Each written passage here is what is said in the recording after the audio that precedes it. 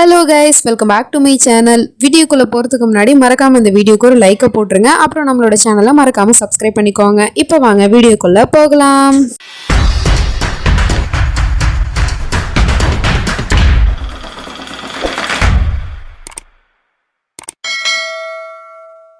நம்ம சேனல்ல இன்னைக்கு ஒரு புது சீரியலை பத்தி தான் பார்க்க போறோம். இந்த சீரியல் ஆல்ரெடி தமிழ்ல பாலிமர்ல ஓடிச்சு தான், நான் இல்லைன்னு சொல்லல. பட் இருந்தாலும் அது ஃபுல்லா போட்டு முடிக்கல, பாதியிலே கட் பண்ணிட்டாங்க. ஸோ இந்த சீரியலை ஹிந்தியில எப்படி ஃபுல்லா கம்ப்ளீட் பண்ணாங்களோ அதே மாதிரியே நம்மளோட சேனல்லையும் கம்ப்ளீட் பண்ணணும் அப்படின்னு நினைக்கிறேன். அதுக்கு உங்களோட சப்போர்ட் எனக்கு ரொம்ப முக்கியம். இந்த சீரியலுக்கும் மறக்காம சப்போர்ட் பண்ணிடுங்க. அப்புறம் நான் இந்த சீரியலை ஸ்டார்டிங்ல பாட்டாக தான் எடுத்துட்டு போக போறேன். ஸோ அதனால பாக்குறவங்களுக்கும் இன்ட்ரெஸ்டிங்கா இருக்கும். இப்போ இந்த கதையோட ஸ்டார்டிங் சீன்ல ஹீரோ ஹீரோயினியை தான் காட்டுறாங்க.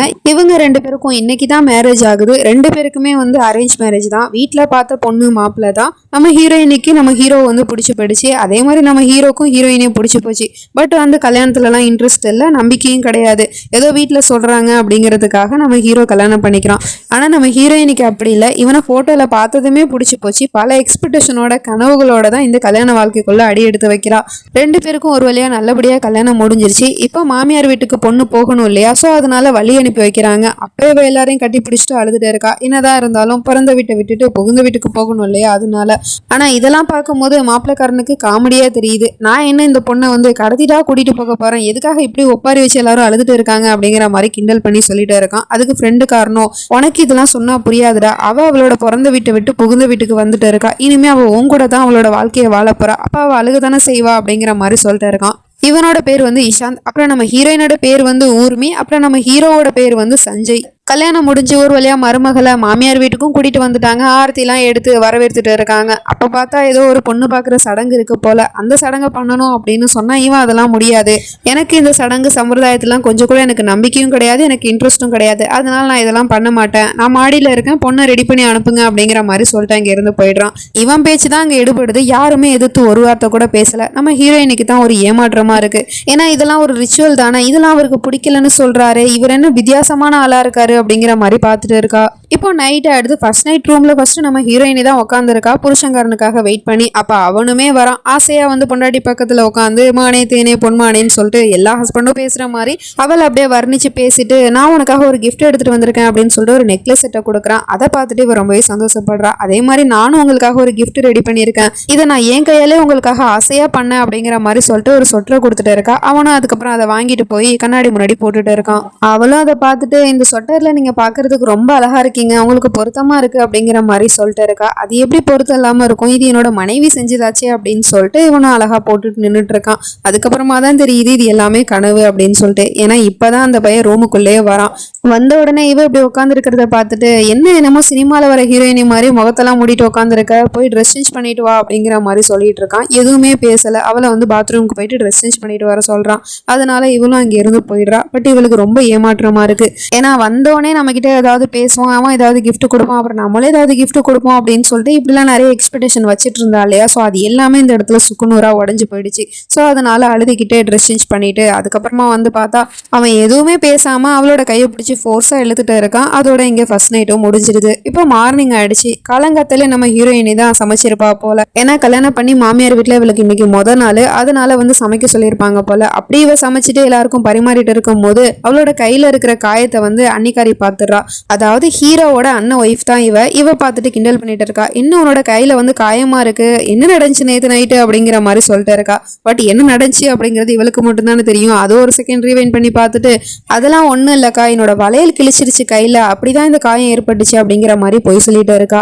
இப்போ கொஞ்ச நேரம் கழிச்சு ஹீரோயினி மறு வீட்டுக்கு அம்மா வீட்டுக்கு அழைச்சிட்டு போறதுக்காக ஹீரோயினோட அண்ணன் வந்திருக்கான். அவங்கிட்ட நம்ம ஹீரோ பேச கூட மாட்டேங்கிறான். வேணும்னே இக்னோர் பண்ற மாதிரி மாடியில ஃப்ரெண்டு கூட இருந்துகிட்டு கீழே கூட இறங்கி போக மாட்டேங்கிறான். அவனுங்களுக்குலாம் அவ்வளோ மரியாதை கொடுக்கணுமா அப்படிங்கிற மாதிரி ஒரு மாதிரியே திமிருத்தனமா பேசிட்டு இருக்கான்.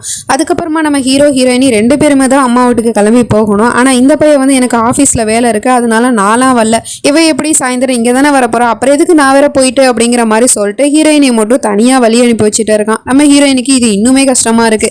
ஏன்னா கல்யாணம் பண்ணி முதல் நாள் தன்னோட அம்மா வீட்டுக்கு போக போறா. ஆனா புருஷன் இல்லாம தனியா தான் போக போறா. அவனுமே வழி அனுப்பி வைக்கிறான். ஒரு வழியா கிளம்பி அம்மா வீட்டுக்கும் வந்துட்டா. வீட்டில் இருக்கிறவங்க எல்லாருமே அவளை வரவேற்றுட்டு இருக்காங்க. அம்மாவை பார்த்து அடுத்த செகண்டே இவ எமோஷனல் ஆகி அவங்கள கட்டி பிடிச்சி அழுதுட்டு இருக்கா. இவங்க உடனே பயந்து போயிட்டு, என்னாச்சுமா உனக்கு, நீ எதுக்காக இப்படி அழுதுட்டு இருக்க, உன்னோட புகுந்த வீட்டில் எல்லாரும் நல்லா தானே உன்னை பாத்துக்கிறாங்க அப்படின்னு சொல்லிட்டு கேட்டுட்டு இருக்காங்க. அதெல்லாம் ஒரு பிரச்சனை இல்லைம்மா, நான் உங்களை ரொம்ப மிஸ் பண்ணேன், அதான் எமோஷனல் ஆகி அழுதுட்டேன் அப்படிங்கிற மாதிரி சொல்லிட்டு இருக்கா. அப்படியாம்மா சரி வா அப்படின்னு சொல்லிட்டு அவளை கூட்டிட்டு போய் உட்கார வச்சுட்டு எல்லாரும் பேசிட்டு இருக்காங்க. பட் இவ வந்து புருஷனோட நினைப்பிலே தான் இருக்கிறா. அவனோட காலுக்காகவும் மெசேஜுக்காகவும் வெயிட் பண்ணிட்டு இருக்கா. ஆனா அந்த பையன் இவளை பத்தி கொஞ்சம் கூட யோசிச்சு பார்க்காம அவனோட ஃபேமிலி கூட அவன் சந்தோஷமா தான் இருக்கிறான். அதுக்கப்புறம் இவளே வந்து மெசேஜ் பண்ணிட்டு இருக்கா, என்ன பண்றீங்க, நீங்க என்ன கொஞ்சம் கூட மிஸ் பண்ணலையா அப்படி இப்படின்னு கேட்டு. ஆனா அதை கூட அவன் இக்னோர் பண்ணிட்டு, என்ன இவ இப்பதான் கிளம்பி அம்மா வீட்டுக்கு போனா அதுக்குள்ள என்ன மிஸ் பண்றேன்னா சொல்லிட்டு இருக்காளே, இதெல்லாம் ரொம்ப டூ மச்சா இருக்கு அப்படிங்கிற மாதிரி சொல்லிட்டு இருக்கான். கொஞ்சம் கூட அந்த காதல் அந்த உணர்வு எதுவுமே இல்லாம பேசிட்டு இருக்கான். சும்மா ஏதோ பேருக்கு கல்யாணம் பண்ணிக்கிட்டோம், அவ என்னோட பொண்டாட்டிங்கிற மாதிரியே ரியாக்ட் பண்ணிட்டு இருக்கான். ஆஃபீஸ்க்கு வந்து ஃப்ரெண்டு காரணம் காலையில தான் நீ உன்னோட பொண்டாட்டி அழைக்கிறதுக்காக போல, ஆனா இப்போ நீ தாண்டா போயாகணும், அவ உன்னை ரொம்ப மிஸ் பண்ணுவாடா, அதனால நீ போயிட்டு வா அப்படின்னு சொன்னா அவன் போக மாட்டேங்கிறான். நான்லாம் போக மாட்டேன், எனக்கு நிறைய வேலை இருக்கு, வேணும்னா இங்க இருந்து கார் அனுப்புறேன், அவன் டிரைவர் கூட கிளம்பி வரட்டும் அப்படிங்கிற மாதிரி சொல்லிட்டு இருக்கான். என்னடா நீ இப்படிலாம் பேசிட்டு இருக்க, அவ உன்னோட மனைவிடா, அவளை கூட்டிட்டு வரதுக்கு நீ தாண்டா போகணும் அப்படின்னு சொன்னா, இங்க பாரு இஷாந்த், எனக்கு இது மாதிரி காதல் கல்யாணத்துலலாம் இன்ட்ரெஸ்ட் இல்லைங்கிறது உனக்கு நல்லாவே தெரியும். வீட்டில் ஃபோர்ஸ் பண்ணாங்க அப்படிங்கிறதுக்காக தான் நான் கல்யாணம் பண்ணிக்கிட்டேன், அதுவுமே வந்து அவள் பார்க்க அழகா இருந்தா அதனால தான் நான் கல்யாணம் பண்ணிக்கிட்டேன் அப்படிங்கிற மாதிரி சொல்லிட்டு இருக்கான். பட் இப்போ எனக்கு நிறைய ஒர்க் இருக்கு, ஸோ நான் அதை தான் பார்ப்பேன், நாங்கெல்லாம் போக முடியாது அப்படின்னு சொல்லிட்டு கட் அண்ட் ரைட்டாக சொல்லிடுறான். இங்கே நம்ம ஹீரோயினி அம்மா வீட்டில் இருக்கா. பட் இருந்தாலும் புருஷனை பற்றியே தான் நினச்சிட்டு இருக்கா. அப்போ வந்து கார் ஆர்ன் அடிக்கிற சவுண்டு கேட்குது. உடனே எல்லாரும் மாப்பிள்ளை வந்துட்டாங்க, ஓடிவாங்கன்னு சொல்லிட்டு எல்லாரும் வாசலுக்கு போயிட்டு இருக்காங்க. உடனே இவளும் வெக்கப்பட்டுக்கிட்டே புருஷனை பார்க்கறதுக்காக வாசலுக்கு வந்து பார்க்குறா. அங்கே வந்து பார்த்தா புருஷன் வரல, அதுக்கு பதிலாக புருஷனோட ஃப்ரெண்டுக்காரன் தான் வந்திருக்கான். என்ன தம்பி நீங்கள் வந்திருக்கீங்களே, மாப்பிள்ளை வரலையான்னு கேட்டால் அவன் ரொம்ப பிஸியாக இருக்கான் அங்கிள் ஆஃபீஸ் ஒர்க்கில், அதனால தான் என்ன போக சொன்னா, நான் வந்துட்டேன் அப்படிங்கிற மாதிரி சொல்லிட்டு இருக்கான். பட் இவன் என்னமோ புருஷங்காரன் தான் வருவான் அப்படின்னு சொல்லிட்டு எதிர்பார்த்துட்டு இருந்தா. ஆனால் இப்போவுமே திரும்ப ஒரு ஏமாற்றத்தை அவன் கொடுத்ததும் அங்கிருந்து அழுதுகிட்டே ரூமுக்கு போயிடுறா. அதுக்கப்புறம் ஃப்ரெண்டுக்காரனே உள்ள கூப்பிட்டு உட்கார வச்சுட்டு மருமகனை உபசரிக்கிற மாதிரியே உபசரிச்சுட்டு இருக்காங்க. அவனும் சாப்பிட முடியாம அதெல்லாம் சாப்பிட்டுட்டு இருக்கிறான். அப்புறம் இதெல்லாம் தூரத்துல இருந்து நம்ம ஹீரோயினையும் பார்த்துட்டு தான் இருக்கிறா. இவளோட கண்ணுக்கு என்னமோ அங்க உட்காந்து சாப்பிடுறது புருஷன் தான் அப்படிங்கிற மாதிரி இமேஜினேஷன் பண்ணி பார்த்துட்டு இருக்கா. அதுக்கப்புறமா தான் தெரியுது அது ஃப்ரெண்டுக்காரன் அப்படின்னு சொல்லிட்டு. அதுக்கப்புறம் மனசை தேத்திக்கிட்டு ஃப்ரெண்டுக்காரன் கூடயே கார்ல போயிட்டு இருக்கா மாமியார் வீட்டுக்கு. வீட்டுக்கு வந்ததும் ஃப்ரெண்டுக்காரன் உள்ளே போய் அவனோட ஃப்ரெண்டை வந்து அழைச்சிட்டு வரான். அதுக்கப்புறம் ரெண்டு பேரும் ஒன்றா நிற்க வச்சுட்டு ஆரத்தி எடுத்து ரெண்டு பேரும் உள்ளே கூட்டிகிட்டு வந்துடுறாங்க.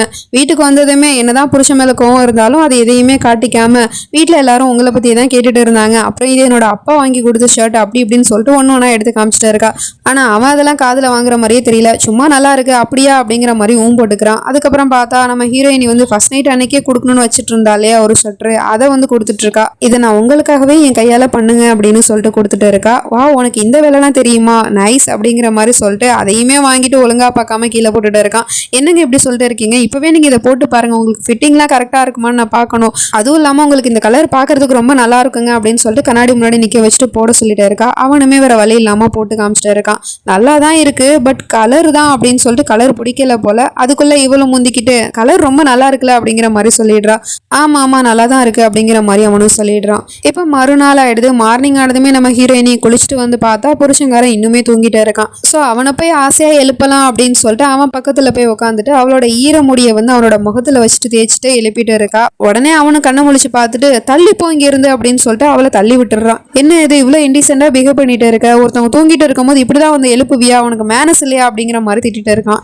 என்னடா அது, இந்த மாதிரி ஒரு சுச்சுவேஷன் அமைஞ்சிச்சு அப்படின்னா இவன் ரொமான்ஸ் தான் பண்ணணும், அதை விட்டுட்டு இவன் பொண்டாட்டி திட்டிட்டு இருக்கான். இங்க பாரு, இதுவே உனக்கு ஃபர்ஸ்ட் அண்ட் லாஸ்டா இருக்கட்டும், இதுக்கப்புறம் இந்த மாதிரி ஏதாவது ஒரு வேலை பார்த்தா அப்புறம் அவ்வளவுதான் உனக்கு மரியாதை அப்படிங்கிற மாதிரி திட்டிட்டு அங்க இருந்து போயிடுறான். நம்ம ஹீரோயினி கண்ணுல இருந்து அப்படியே கண்ணீர் தார தாரையா வலிஞ்சிட்டு இருக்கு.